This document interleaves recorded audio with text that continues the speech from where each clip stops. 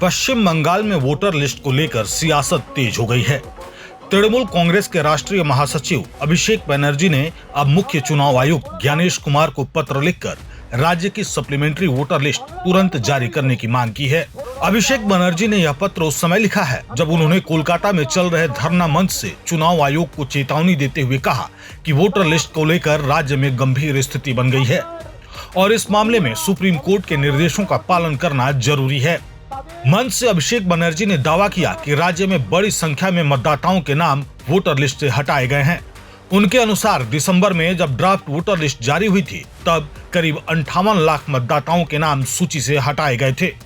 इसके बाद 28 फरवरी को जो अंतिम वोटर लिस्ट जारी की गई उसमें अतिरिक्त 5.5 से 6 लाख लोगों के नाम और हटा दिए गए। इस तरह कुल मिलाकर करीब 63 से 64 लाख मतदाताओं के नाम हटाए जाने के आरोप उन्होंने लगाए।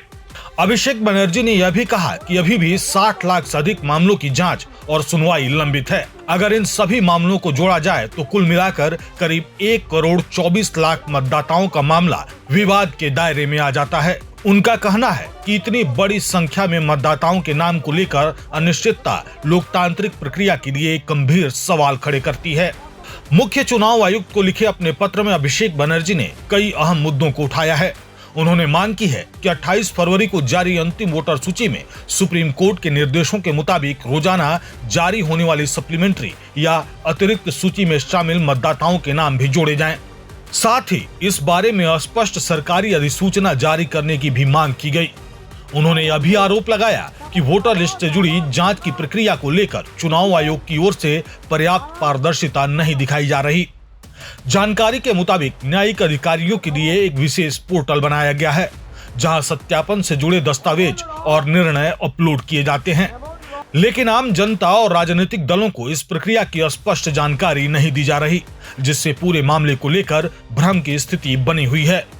अभिषेक बनर्जी ने अपने पत्र में यह भी मांग की है कि यदि किसी मतदाता का नाम वोटर लिस्ट से हटाया जाता है तो उसके पीछे का स्पष्ट कारण सप्लीमेंट्री सूची में दर्ज किया जाना चाहिए। इसके अलावा 28 फरवरी को जो जारी अंतिम लिस्ट में जिन लोगों के नाम नहीं है उन्हें भी लिखित रूप से यह बताया जाना चाहिए कि उनका नाम क्यों हटाया गया, ताकि वे आवश्यक होने पर कानूनी कार्रवाई कर सकें। इधर सूत्रों के मुताबिक राज्य में चुनाव की घोषणा मार्च के मध्य तक हो सकती है। इसी बीच कोलकाता में चुनाव आयोग की फुल बेंच की आने की भी खबर है। बताया जा रहा है कि आयोग के प्रतिनिधि 8 मार्च की रात को कोलकाता पहुंच सकते हैं। ऐसे में चुनाव घोषणा से पहले ही वोटर लिस्ट को लेकर राजनीतिक दबाव और टकराव दोनों बढ़ते नजर आ रहे हैं।